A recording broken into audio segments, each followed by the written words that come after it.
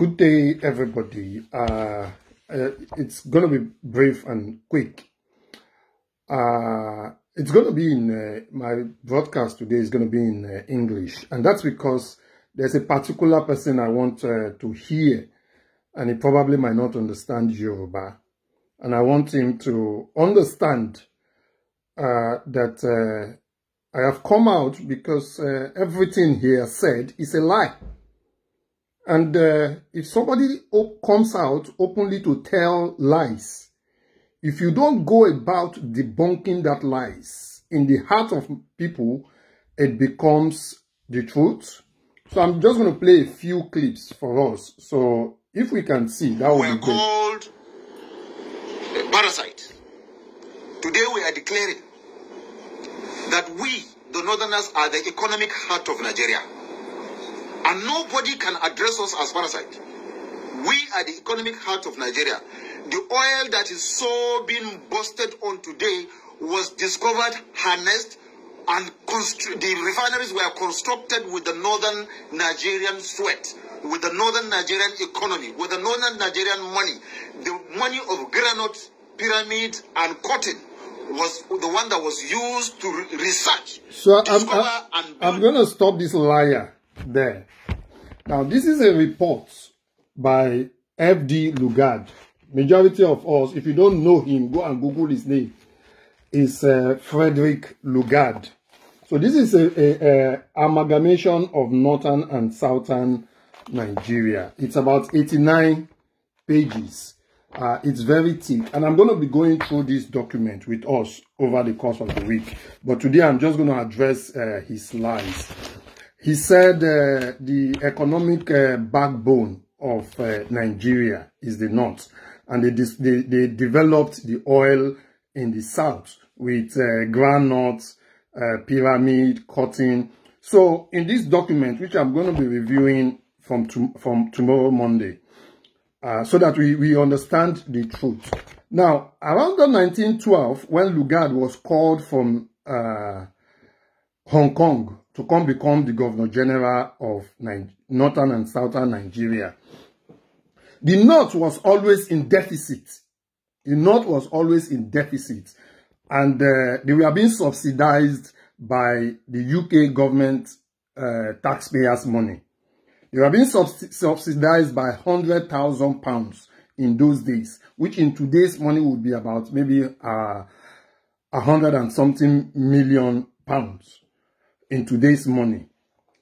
The north was always in deficit, and that was why they amalgamated northern and southern Nigeria. Now, apart from the amalgamation, the south, as at that time, our reserve was 1.7 million pounds. Our reserve in the south was about 1.7 million pounds. Now, he talked about cotton. Now, let me also mention here that cotton, as they say, was not even grown in the north. This is what happened. Lugard had the intention to grow cotton. Now, to farm cotton is it's enormous, and what you actually get in terms of returns from cotton cannot be compared to what you get from groundnut.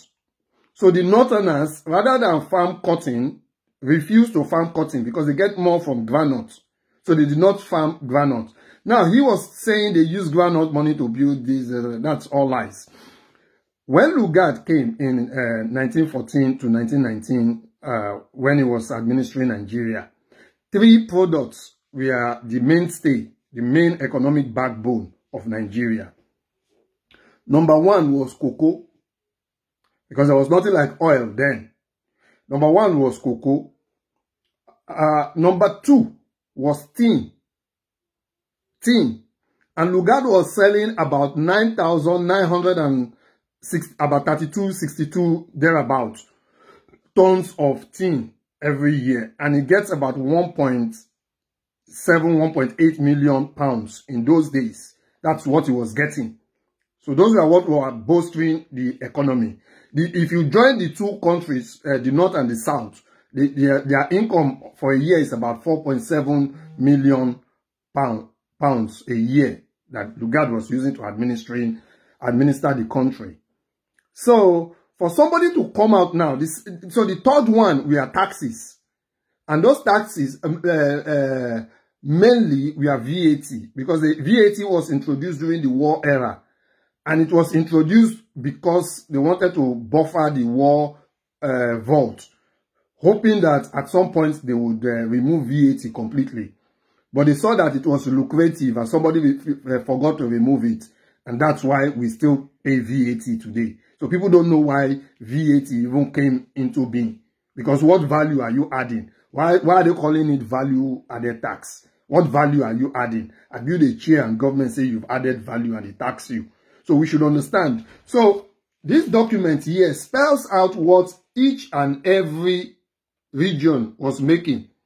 The North and South. This document was 1919. Now let's fast forward to recently.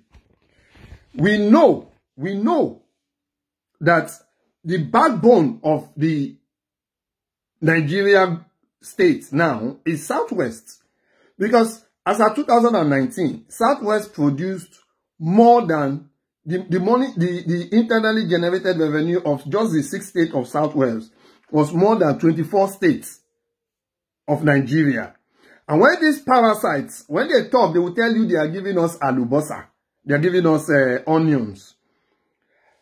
Let me tell you, onions in Yoruba land grow on the ground without fertilizers. Farmers in the south are not giving fertilizers to grow their crop. But farmers in the north are giving fertilizers, giving support, giving everything, so that they can shut down our own food supply in the south. And now they are saying they are the backbone of Nigeria. Now, this man goes ahead to say he wants to, if this Southeast break, if Southwest break, they will still remain Nigeria. Good luck to them. Because we know how the name Nigeria came about. The name Nigeria came from Niger. And this is the subtle. They were going to name it Sudan. A lot of people think it's the Sudan we have today. No. Niger Republic that you don't know before was formerly called Sudan. So Niger Republic was a country they called Sudan, not the present Sudan, you know, which is now South Sudan and North Sudan. So it was that name they were thinking to give Nigeria because they wanted to claim it as far as Niger Republic, that they did not succeed. So it was Flora Shaw that now said, okay, since we cannot claim Niger Republic, why not let's give these people Niger area. Now, you would think this thing, because that's what Lugard wrote in his report. He described us as Negro and Negroid. So, and he said those from the south we are pure Negroes, and those from the north we are the Mohammedans and the Mohammedans and Negroids. So that's how he described them. So you could, if you look at this, you will see the top. It's a French Sudan, and you see Nigeria there. So that's the map Lugard draw. So that was what they were thinking, to give us Sudan. And then that Nigeria, it's Niger area, Negro area. And I said Negro came from the word Simon. It's a Jewish word. Simon means black. So that's black area. And he said, in the whole of Africa, there's no place that has been called black area, which is a derogatory word in those days. So they call it Negro area, and that's how we got our name. And that is why we say, it's one of the things why we say, we don't even want that name again. Let them take it. Just give us our Yoruba nation, which is honorable for us. So he's saying they are sustaining the Nigeria economy. So if they are sustaining the Nigeria economy, which is good for them, which is working well for them, which is giving them growth, and they still need to continue to borrow from China, from here, from left, from center, to build roads to their cousins in the French Sudan. that they twist to Niger Republic. That's fine. We are not going to stop them from building roads to go and connect to their ancestors that they've missed. But what we are saying is we want to dissolve the Nigeria country because it is no longer a viable product. So if he wants to talk, perhaps we should make it a debate, and I will be ready to debate him. But coming out to say blatant lies that the nuts, the groundnut money, they use it to develop refinery. Now let me now tell him again that the refinery they built in Kaduna refinery, in 2018, Kaduna refinery generated 0 naira. But it got 1.8 billion. Something that generated 0. Gulping 1.8 billion. NNPC wrote to the Federation and say for April, May, June, 3 months, we will not remit 0 to the Federation account. 0. Yet, they are collecting money, they are selling oil leases, oil licenses, OML and OPL, and they are selling it within themselves. And he's still coming out to tell us lies. So let him go and bring all his facts and figures. Let us fix a date and then we can debate it, and he can give us the figures of how much his ancestors contributed to the building of Nigeria. Before he's coming out to tell us Nigeria, they are the backbone, they want to keep the name, this, that. We will not fall for lies. So let him take all his lies back. I'll be educating us based on records, not fabricated lies. Based on records.